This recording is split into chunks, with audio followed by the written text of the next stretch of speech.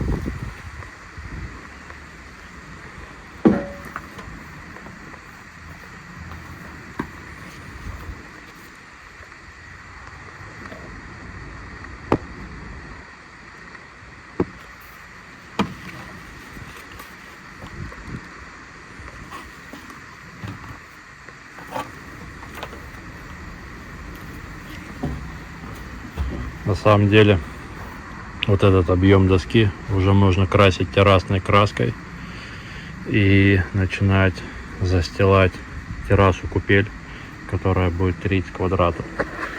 Ну и о том, какая будет терраса купель к зимнему сезону 2026, я говорил не один раз, очень много. Такие дела.